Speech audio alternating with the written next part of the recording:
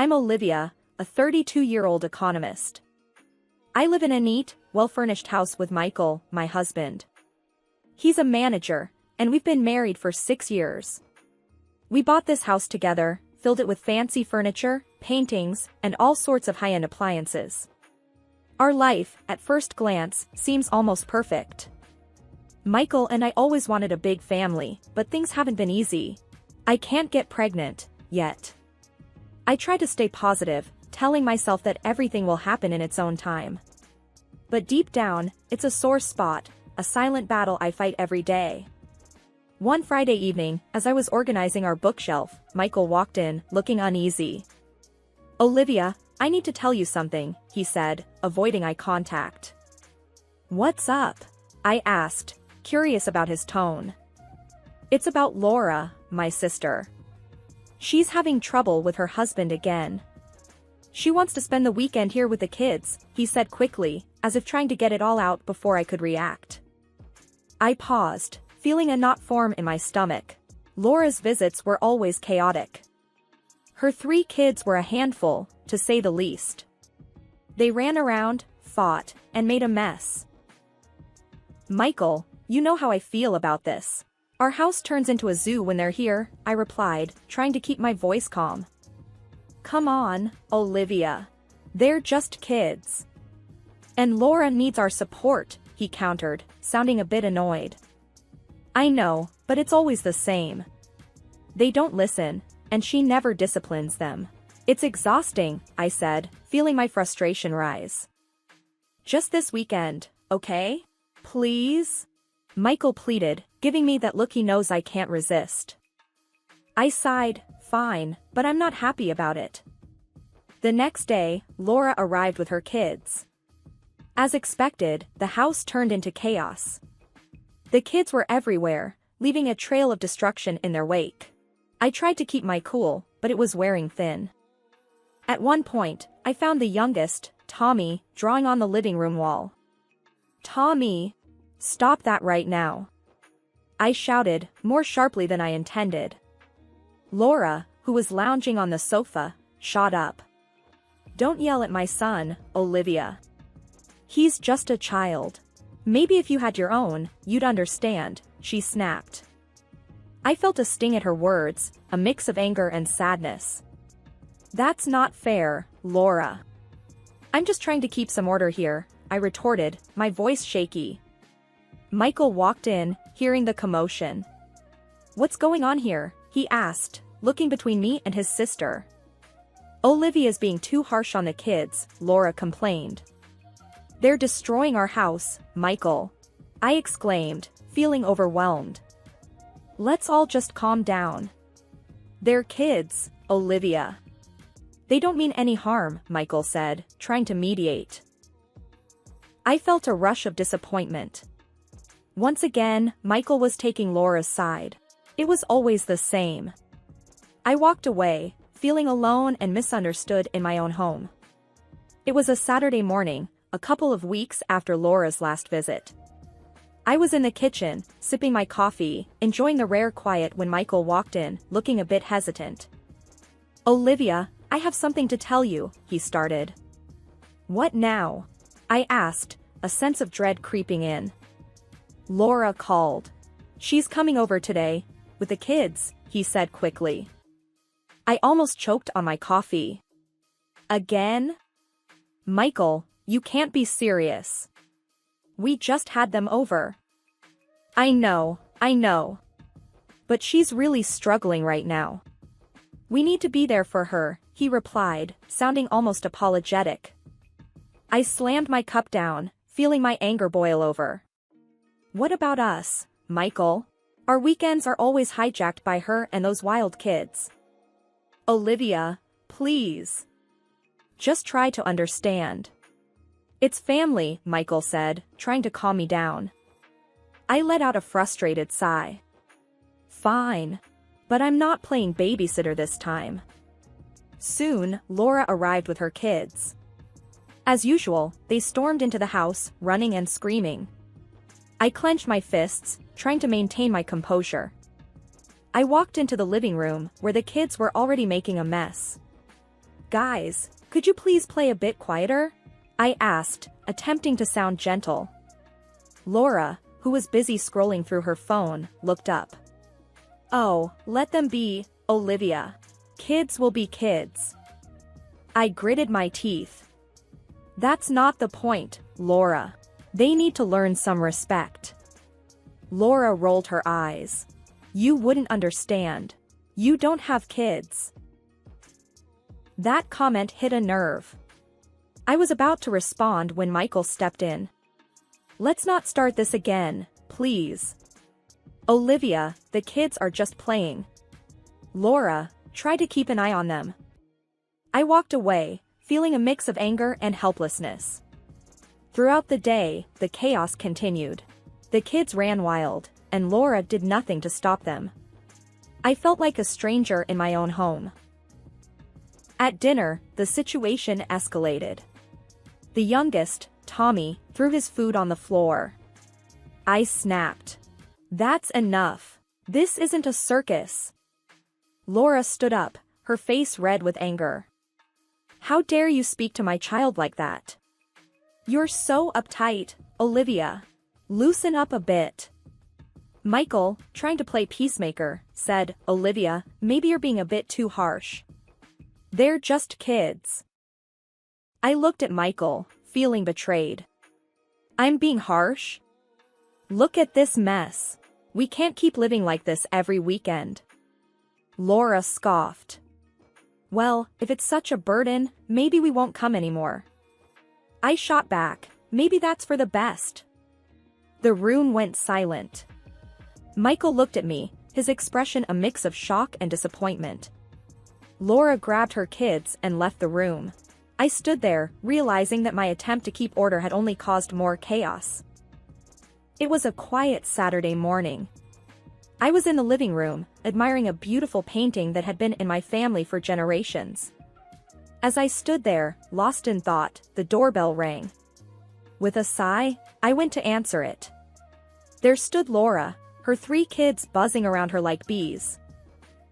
We thought we'd surprise you, Laura announced, a smirk playing on her lips. I forced a smile. What a surprise indeed. Michael appeared, his face breaking into a grin. Hey, great to see you all. I pulled Michael aside.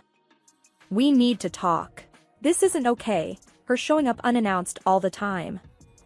It's just for today. Their family, Michael whispered back, sounding tired of this conversation. Frustrated, I let it go. The day passed in a blur of noise and chaos. The kids were everywhere, and Laura did little to control them. I tried to stay out of their way, focusing on tidying up. Then I heard a crash from the living room. My heart dropped. I rushed in to find the painting, my cherished, irreplaceable painting, inherited from my grandfather, on the floor, its frame broken, the canvas torn. What happened? I gasped, my voice trembling with anger. The room fell silent. The kids looked guilty, but Laura just shrugged. Oh, they were just playing, Olivia. It's just a painting. Just a painting? Laura, do you have any idea how much this means to me? I was nearly shouting. Michael hurried in, assessing the situation. Olivia, it's an accident. They're just kids. An accident? This was an heirloom, Michael. I cried out, feeling a surge of anger and sadness. Laura rolled her eyes. Oh, please. It's not the end of the world. You're overreacting. Overreacting? This is about respect, something you and your kids clearly lack. I shouted, my patience completely shattered. Michael tried to calm things down. Let's just all take a breath. It's not worth fighting over. I couldn't believe what I was hearing. Not worth fighting over? Michael, when will you stand up for what's important to us, for our home? The kids started crying, and Laura glared at me. Look what you've done. You're making a scene over some old painting. That was it, the last straw. I pointed to the door. Get out. Now. I can't take this anymore. Laura's mouth fell open in shock, and Michael's face was a picture of disbelief. You can't kick my family out, Olivia. Michael protested. This is my home too, and I've had enough. They need to leave, I said, my voice firm and unwavering.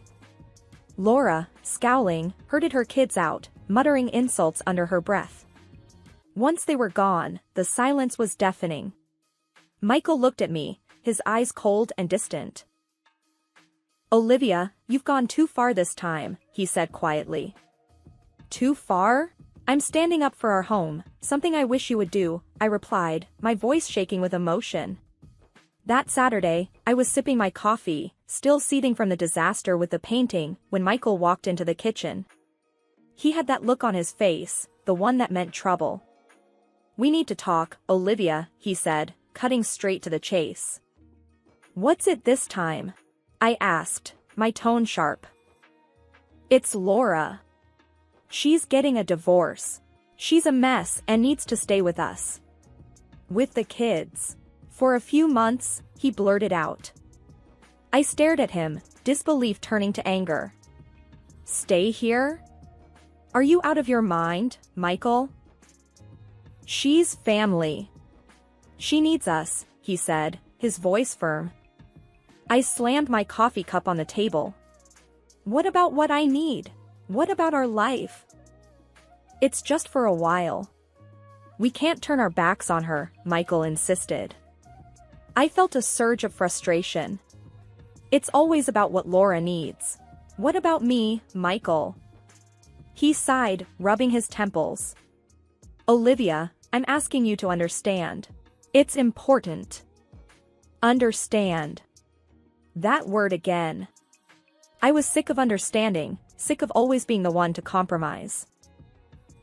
No, Michael. I'm done understanding. Done compromising. I shot back. He glared at me. They're coming, Olivia. That's final.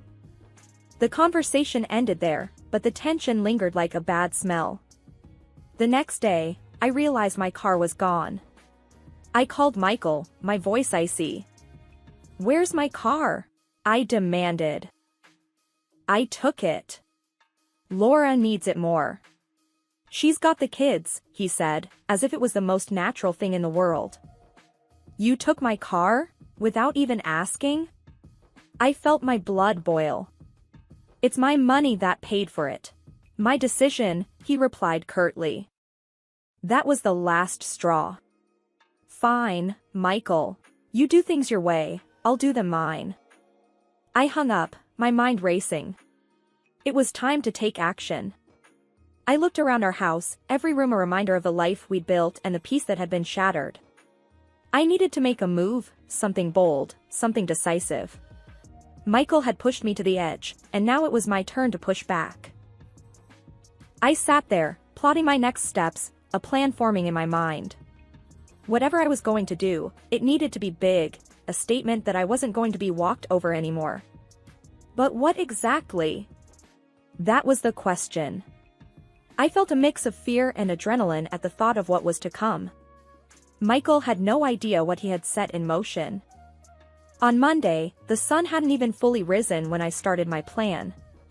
I've always been meticulous, every receipt saved, every purchase logged. Today, that attention to detail was going to pay off. I called the most reliable moving company in town, ready for a drastic change.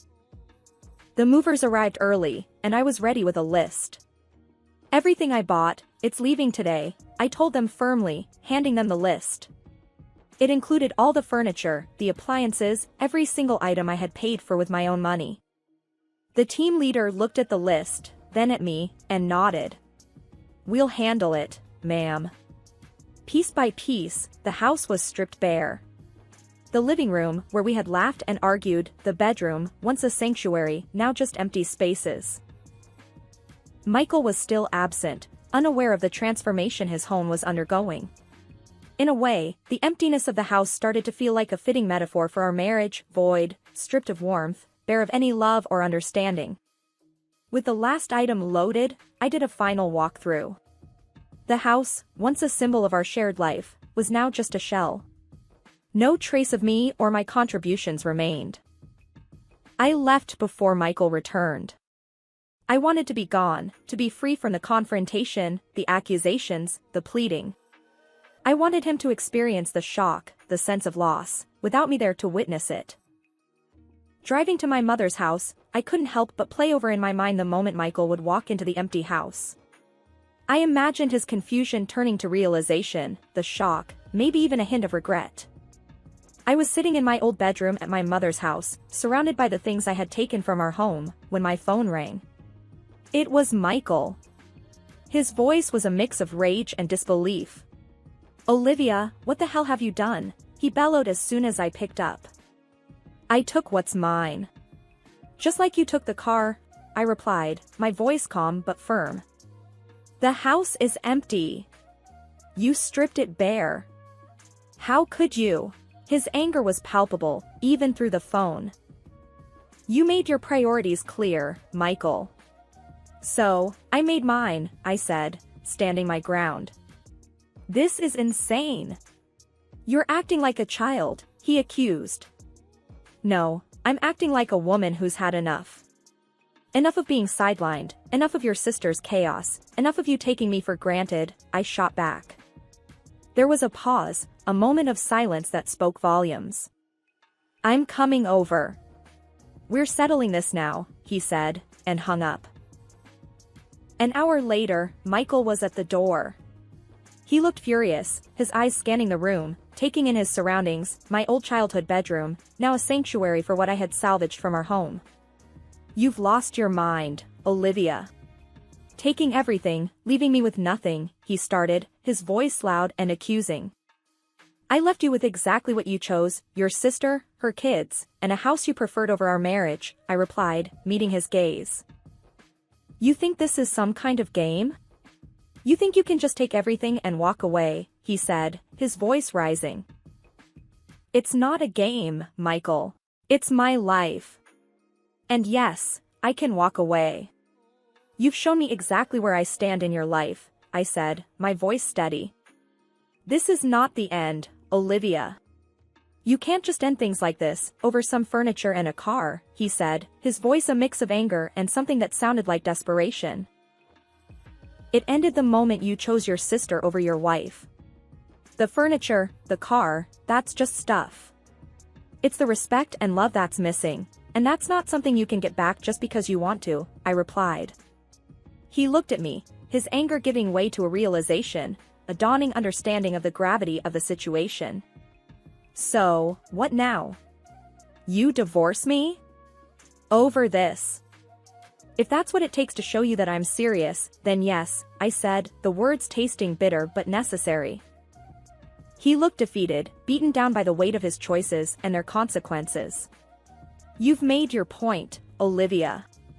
It's not about making a point, Michael. It's about making a life I can be happy in. One where I'm respected and valued. And right now, that life doesn't include you," I said, the finality of my words hanging in the air.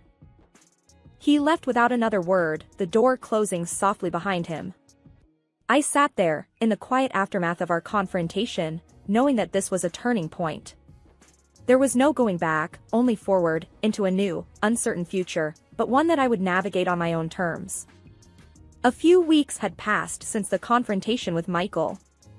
I was sitting at the kitchen table at my mother's house, a stack of divorce papers in front of me.